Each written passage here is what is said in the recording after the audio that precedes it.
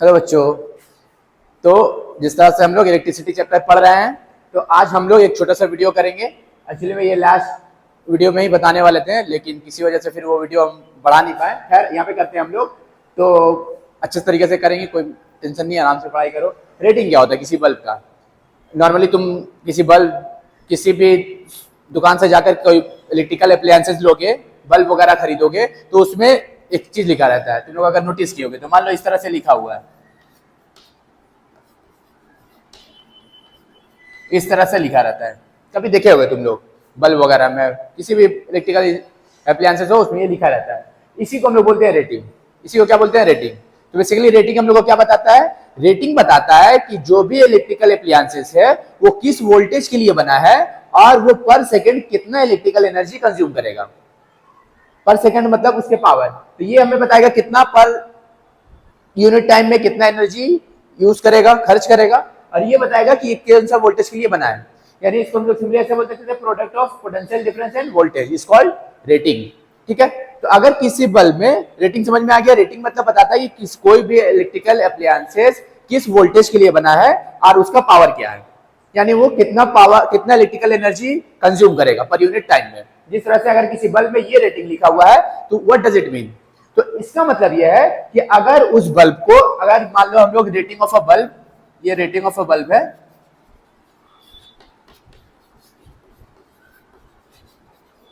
तो हम लोग को ये बता रहा है ये कि पर यूनिट टाइम में अगर इसको हम लोग 220 220 वोल्ट के साथ, इस बल्ब को 220 वोल्ट के साथ कनेक्ट करेंगे, और नॉर्मली हम लोग का इंडिया में 220 वोल्ट ही चलता है। ठीक है। हम लोग का इंडिया का जो वोल्टेज है वो कितना है? 220 वोल्ट है।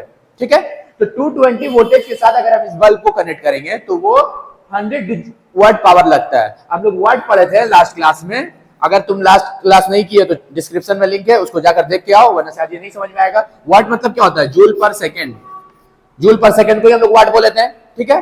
तो इट मीन्स कि वो एक सेकेंड में, पर सेकेंड मतलब एक सेकेंड में वो 100 जूल इलेक्ट्रिकल एनर्जी कंज्यूम करेगा। ये बल्ब जो है, अगर इसको हम लोग 220 वोल्ट के साथ कनेक्ट करेंगे तो वो एक सेकेंड में 100 जूल एनर्जी कंज्यूम करेगा, और उसी के ऊपर हमारा इलेक्ट्रिक बिल आता है ना। तो यही चीज हमको रेटिंग बताता है कि किस वोल्टेज के साथ कनेक्ट करेंगे तो वो पर सेकंड में कितना इलेक्ट्रिकल एनर्जी कंज्यूम करेगा। यही हमारा क्या होता है? रेटिंग होता है। ठीक है।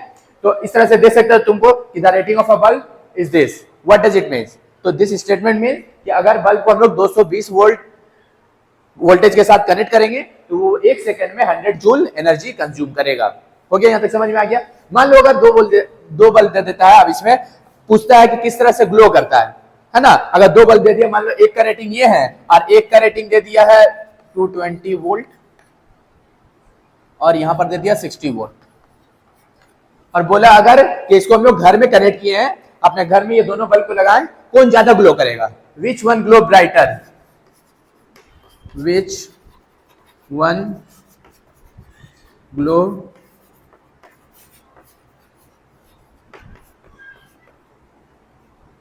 क्या होगा फिर? दो बल्ब है, दोनों बल्ब का रेटिंग ये है, तो कौन सा बल्ब ज्यादा ग्लो करेगा? कैसे समझ में आएगा? क्या इसका 100 वोल्ट है, ये पावर ज्यादा है, तो क्या ये ज्यादा ग्लो करेगा? हम लोग का नॉर्मल कंसेप्ट यही है, इसका पावर ज्यादा है तो ये ज्यादा ग्लो करेगा, लेकिन ऐसा नहीं होता है। सिंपल से एक चीज याद रखो कि ग्लो करने का जो कंसेप्ट है वो किसके ऊपर डिपेंड करता है? वो रेजिस्टेंस के ऊपर डिपेंड करता है। जिसका रेजिस्टेंस ज्यादा होगा, रेजिस्टेंस मतलब क्या कि वो करंट जो बहकर आ रहा है, जो चार्ज बहकर आ रहा है, उसको वो रोक रहा है, धक्का दे रहा है, उसको रेजिस्ट कर रहा है। ठीक है। तो जिसका रेजिस्टेंस ज्यादा होगा वो ज्यादा करंट को रोकेगा, और जब ज्यादा करंट को, ज्यादा चार्ज को रोकेगा तो जो इलेक्ट्रिकल अप्लायंसेस है, जो बल्ब है हमारा, उसको ज्यादा से ज्यादा करंट सप्लाई होगा और वो ज्यादा ग्लो करेगा। तो ग्लो करने का डिपेंड पावर पे नहीं है, ग्लो करने का डिपेंड रेजिस्टेंस पे है। ठीक है। अब हम लोग पावर को रेजिस्टेंस से अगर कनेक्ट करें हम लोग, तो हम लोग फॉर्मूला जानते हैं, पावर इक्वल टू क्या होता है? V square by R। ये हम लोग प्रूफ भी किए थे पावर में, इसका भी डिस्क्रिप्शन में लिंक है, जाके उसको देख सकते हैं किस तरह से आता है। पावर का 3 फॉर्मूला था। ठीक है। तो पावर इक्वल टू क्या होता है? V square by R। अब हम जानते हैं कि दोनों का वोल्टेज जो है वो तो सेम है। ठीक है। तो रेजिस्टेंस किसके ऊपर डिपेंड करेगा? इस पावर के ऊपर। और कैसे डिपेंड कर रहा है? इनवर्सली प्रोपोर्शन है, यानी कि जिसका पावर ज्यादा होगा उसका रेजिस्टेंस कम होगा। उल्टा बोले तो जिसका पावर कम होगा उसका रेजिस्टेंस ज्यादा होगा। अब देखिए हम लोग दोनों में किसका पावर कम है? तो इसका पावर कम है, इट मींस कि इसका पावर कम है तो इसका रेजिस्टेंस ज्यादा होगा। ठीक है। अब जब रेजिस्टेंस ज्यादा होगा तो ये बल्ब है ये ज्यादा करंट को रोकेगा और बल्ब को ज्यादा से ज्यादा करंट सप्लाई होगा, और जब सप्लाई होगा तो ये बल्ब ज्यादा ग्लो करेगा, ये ज्यादा ग्लो करेगा, ठीक है, ये ग्लो करेगा ज्यादा। समझ में आया? तो ये पावर देख के नहीं समझना, ये रेजिस्टेंस देख के समझना है कि ये तो दोनों का सेम है, दोनों 220 वोल्ट पर है, लेकिन रेजिस्टेंस किसका ज्यादा होगा? जिसका पावर कम होगा। ये इन्वर्सली है। अगर इसको हम लोग ऐसे लिख लें R equals to V square by P, ठीक है, तो resistance depend upon power which is inversely proportional to the power. तो जिसका पावर कम उसका रेजिस्टेंस ज्यादा, और रेजिस्टेंस ज्यादा तो ज्यादा से ज्यादा करंट को रोकेगा और सप्लाई करेगा बल्ब को, तो वो ज्यादा ग्लो करेगा, ठीक है। इस तरह से याद रखना।